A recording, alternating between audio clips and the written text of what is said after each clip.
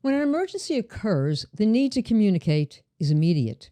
If your congregate site, your nutrition site, your senior center services are disrupted, your clients will want to know how they will be impacted. If the emergency occurs at your center, members of the community at large may also need to be notified. Your local government officials may need to be notified. Employees and their families will be concerned and want information. Neighbors living near your center may need information, especially if they have relatives who may be participants at the center, or if, in fact, they might be impacted by the center's emergency. All of these audiences will want information before the center has a chance to begin communicating. An important component of any emergency preparedness program is crisis communications. Your organization needs to have in place a crisis communications team. They should be responsible for the overall handling of communicating with various parties about how the emergency will be handled by your organization. This crisis communications team should be responsible for putting together a crisis communications plan. The nutrition program or your senior center, or in fact any business, must be able to respond promptly, accurately, and confidently during an emergency in the hours and days that follow. Now, many different audiences may be reached with information specific to their interests and needs. The image of your center can be positively or negatively impacted by public perceptions of the handling of the incident. Now let's talk about developing the crisis communications plan. Understanding potential audiences is key, as each audience wants to know, how does it affect me? Let's talk about the audiences. Understanding the various audiences that you may need to reach during an emergency is one of the first steps in the development of your crisis communications plan.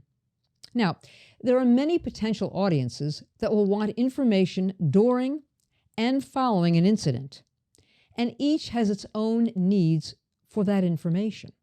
Now, the challenge is to identify potential audiences, determine their need for information, and then identify who within your organization is best able to communicate with that audience. Now, the following is a list of potential audiences. Let's go over them. Your senior clients, their family members, employees and their families, the news media, the community, especially neighbors living near your facility, your vendors, your suppliers, government elected officials, and other authorities. And let's not forget your board. Now, contact information for each audience should be compiled and immediately accessible during an emergency. Now, these lists need to include as much information for each contact as possible. These lists should be updated regularly and placed in a secure location to protect any confidential information. The location of the lists should be available to authorized users and particularly by members of your crisis communications team. That crisis communications team should be comprised of those employees and/or volunteers with direct responsibility for the administration of your organization. Your directors, your volunteer coordinator, your financial team, etc. They should be included in your crisis communications team. This team will be the ones responsible for getting the word out to all of your audiences once an emergency unfolds.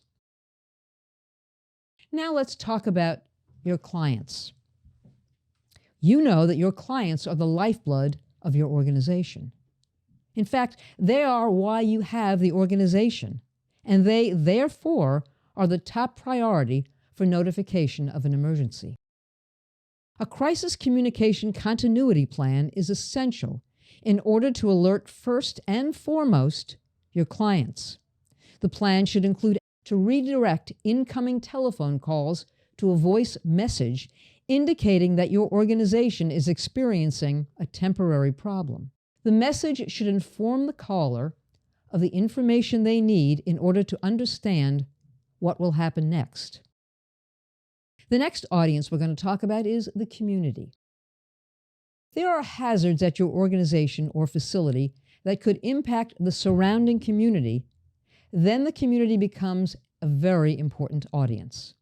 If so, community outreach should be part of your crisis communications plan. The plan should include coordination with public safety officials to develop protocols and procedures for advising the public of any hazards and the most important and appropriate protective action that can and should be taken if warranted.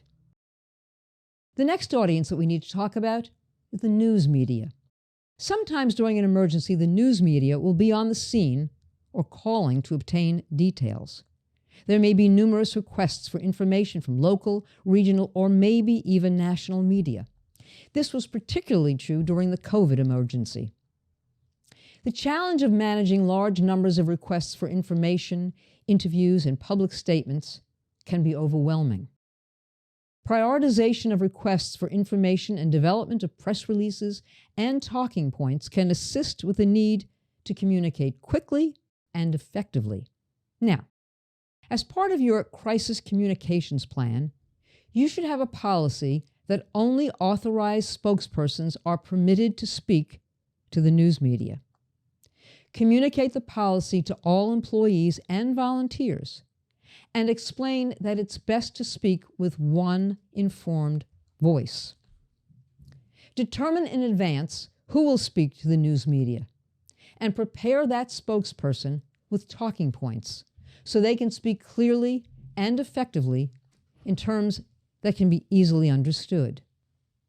The next thing we need to talk about your communications plan are the messages. What do we mean by that? During and following an emergency, each audience will seek information that is specific to them. How does the incident affect my meals, my job, the safety of my community? These questions need to be answered when communicating with each audience. Now, after identifying the audience and the spokesperson assigned to communicate with each audience, the next step is to script the message. What messages during an emergency can be challenging, and that's, of course, there's pressure, which is caused by too much to do and too little time. So therefore, it's best to script the message templates well in advance, if possible. Now that seems kind of strange, but pre-scripted messages can be a daunting challenge. However, the need for communication is paramount to your organization. And thinking about and planning for future emergency communications will make it easier than having to do so right in the midst of an emergency. There are various messages that can make sense to have on hand. The queries will probably all look like this. Let's go over them. Number one, what's our message for clients? When will I receive my meal? When can I expect my meal to be delivered? What about the message for employees and volunteers? When should I report to work? Will I still have a job when this emergency is over? Is it safe to come back to work? What are the messages that you need to get out there to government and elected officials? What is the impact on the community? How many seniors will be impacted? When will you be back up and running? What's the message that you have planned in advance for your vendors and suppliers? When should we resume deliveries? Can we imagine that some of those clients will not be coming back? What's the message for the board members? What happened? When did it happen? Was anyone injured? How long will operations be shut down? Could it have been anticipated? Could it have been prevented? And what's the message for the community? What are you going to do to prevent this from happening again? Messages for the news media? What happened? Who was injured? What is the estimated loss? What caused the emergency? What are you going to do to prevent it from happening again? Who is responsible? Now, messages can be pre-scripted as templates with blanks to be filled in when needed. Pre-scripted messages can be developed and approved by your management team, and that's important. Let everyone in the management team approve those pre-scripted messages. Another important element of the crisis communications plan is the need to coordinate the release of information.